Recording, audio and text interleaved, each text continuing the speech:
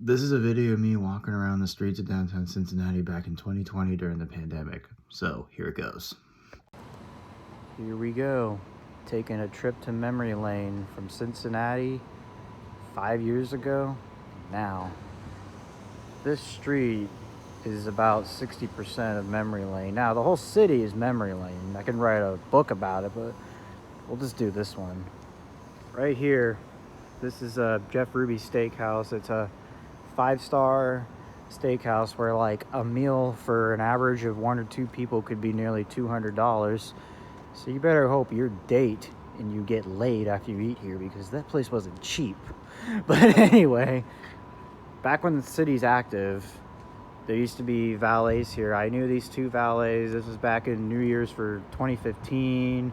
All the people are drunk, driving stupid. It's cold enough to where the vomit is like frozen to the sidewalks.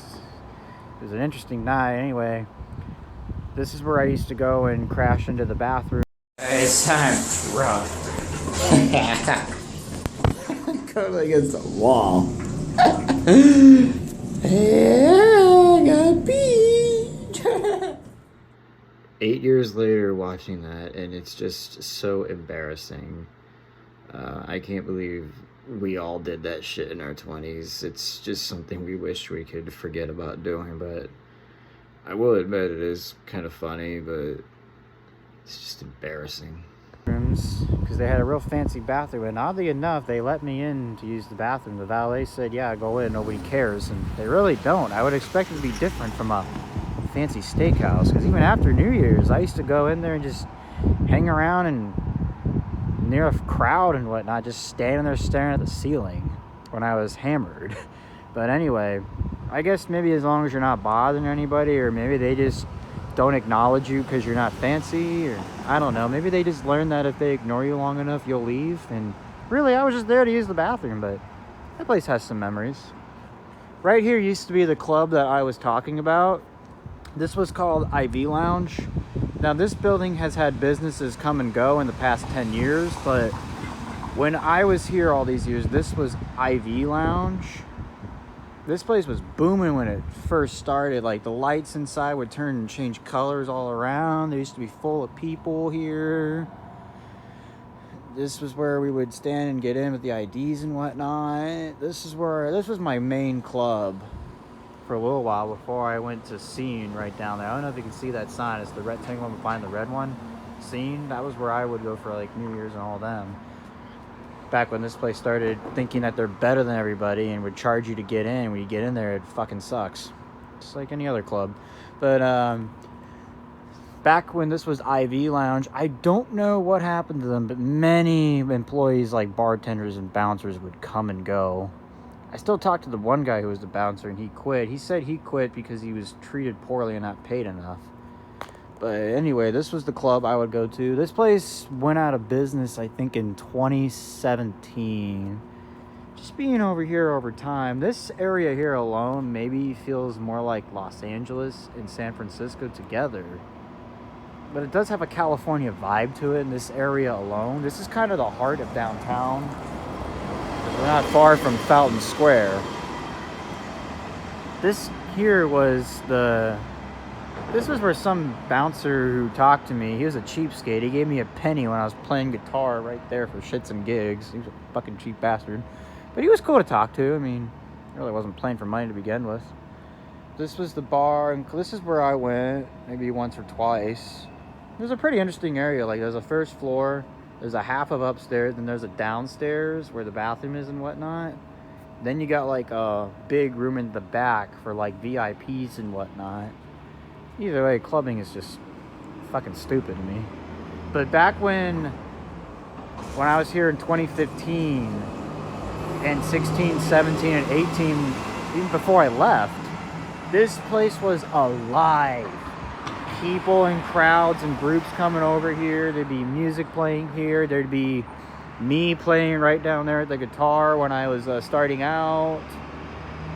This place was full of people and cars, and at late night there'd be music and all this, and there'd be brand new Ferraris here.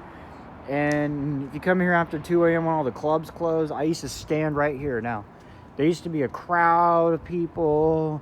There'd be fights on that intersection. There'd be two cops trying to stop a fight, but then the one cop's taking a picture. It's good times, yeah. There used to be so many fights here. I remember the scene. Where was that exit? I remember for New Year's of 2018, it was so cold that nobody was fighting outside, but there was one guy trying to get out of this door with like 20 people trying to kick his ass. I guess he was making fun of a black person. I don't know. But this area was always alive and booming. But then you walk further down where I used to play my guitar at the bar, that place boomed too. Like right in between, like a bypass, was where all like the quote unquote bad areas were, you know, where homeless people hang around and all that stuff. It wasn't really that bad. I mean, I walked there in and out and I'm still alive. People are just exaggerating. This is a music hall, like maybe a musical area, like an opera.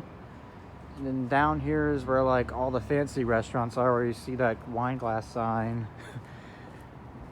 I remember when I come down here, this area definitely has a San Francisco vibe to it.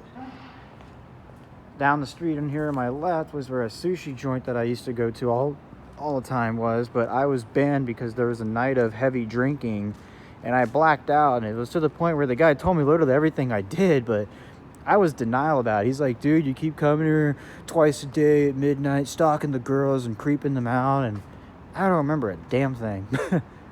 But either way, they didn't want me within 50 feet of there. I wanted to explain myself, but I'm like, fuck, if they already have a picture up there with me and know who I am, don't want me 50 feet, it's probably best to just walk away. Funny is, I still walk past it all the time, even like 2 days after they told me. They didn't say shit. Probably a whole new management by now. This street alone, the only thing that would really exist here was this Prime 51. Okay, it's called Prime now. It used to be called Prime 51.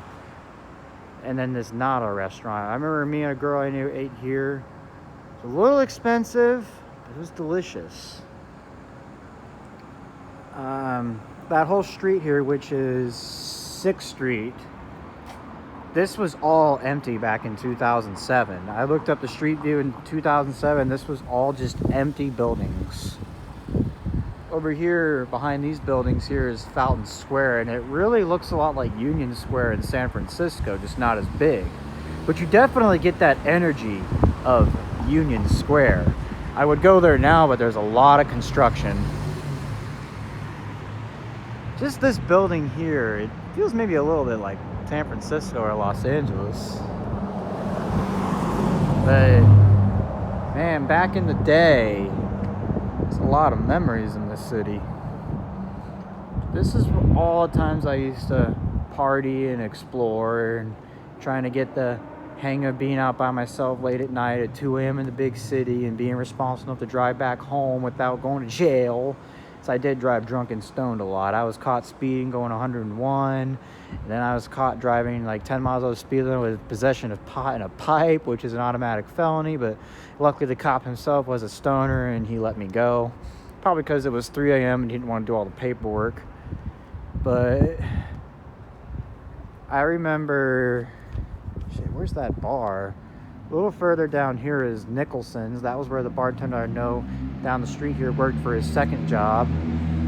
That was where all the fancy people would hang around, like cougars. This here was nothing like 5 years ago. This was actually where I used to play my guitar back when I was trying to get comfortable on lots of people. I'd say being here feels more like Denver. Cincinnati has a vibe of Denver too. But this place started becoming whatever this is, and some dude who owned the area told me to leave. So that was off the limits. It used to be down here too where that robot is, but then there's a business there too, and they would pound on the window glass, and to me that meant, hey, we don't want you here. It was getting harder and harder to find a spot to play, but luckily I found that bar right down the street. That was where I played for a while. Because everywhere else you go, you just get homeless people bothering you. So yeah, this was good old Cincinnati. Could write a book, but that's just a piece of memories that I've had. Oh, here's that Nicholson's bar I was talking about.